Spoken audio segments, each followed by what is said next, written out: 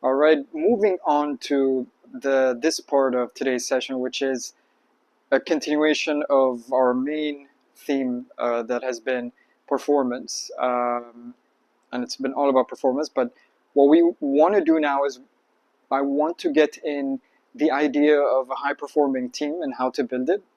And I think it's one of the most desirable things that companies definitely would love to have. Many, even managers and leaders and individuals, would love to work with, be a part of, be even associated with any kind of high performing team or high performing team experience. And in the context of today's, in this part of today's session, I want to be very clear on what high performance means here. Yeah, because I know some of you would be like, "Ah, high performance. Does it mean that there's a team that goes overboard with the time and resources and all of that, and another one wouldn't, and then this is a high performing one?" No, not at all. That's definitely not what I mean by high performance here, because I want you to take any like two, three, whatever teams, individuals, companies. One could be performing at a significantly higher level. The other would be like normal level, whatever normal may be. And then one could be a lower performing team. They all have the same time, the same amount of people, the same resources, the same everything. And they do the same kind of work.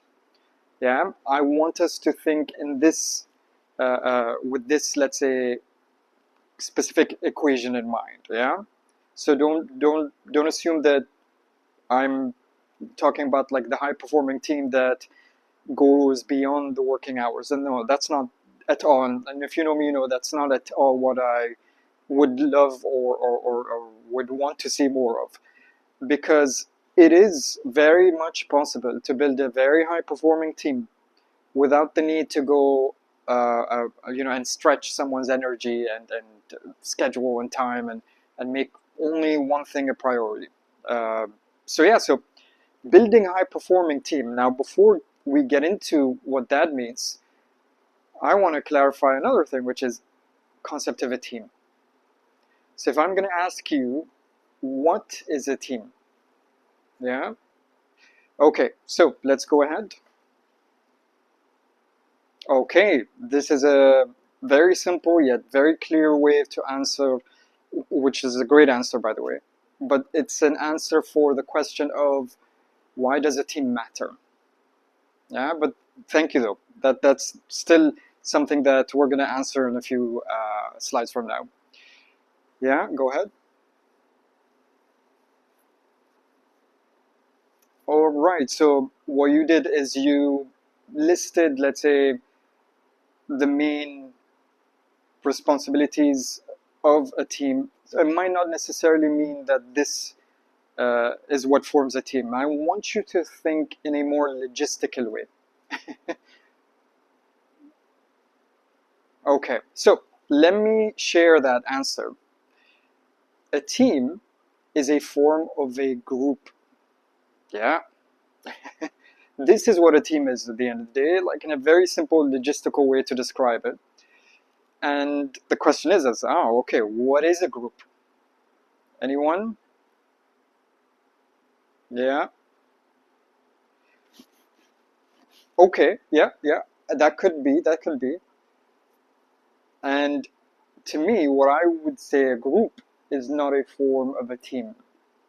If we're trying to answer in the same logistical manner. So a team. So I'm gonna, like, I know some of you would be like, okay, what are you doing?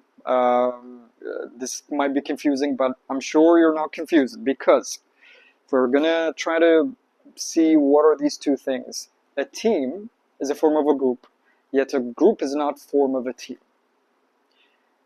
That's the nature of both the concept of a team and a group. So then when we look at the goals aspect, yeah, a group would have people with individual goals. A team, as you said when you're explaining, shared goal is one of the or shared goals are really amazing to have, and it feels like something really specifically unique to a team. Yeah, good. So then the next also aspect, let's say for success or failure, what do you think success and failure, what is the differences between a team and a group? Anyone?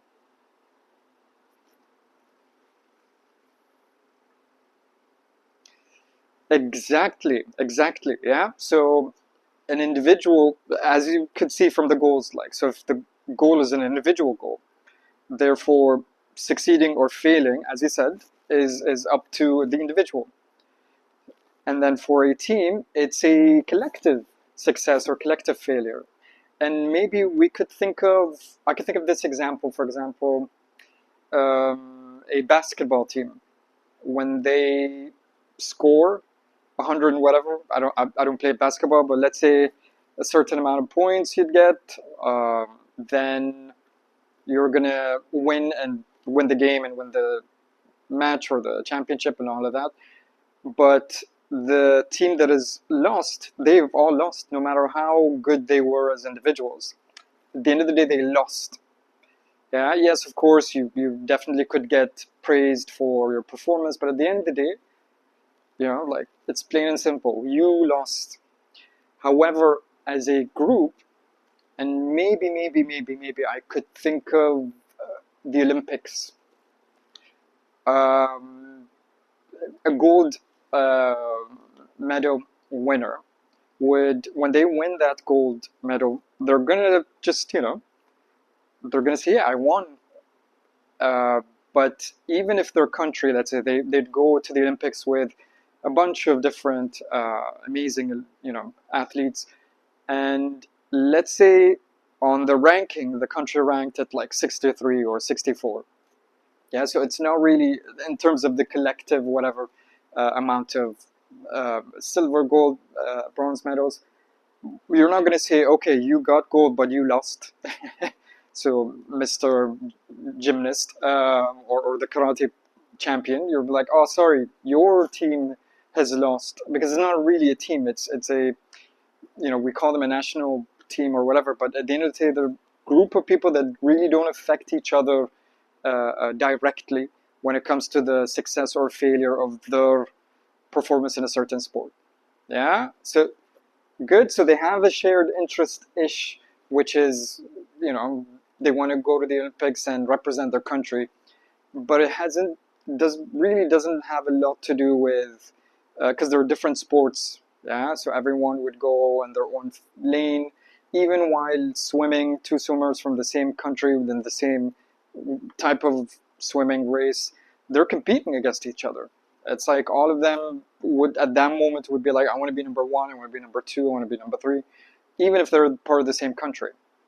While again, when it comes to the teams, football teams, basketball, or any kind of teams, it's a collective success or collective failure.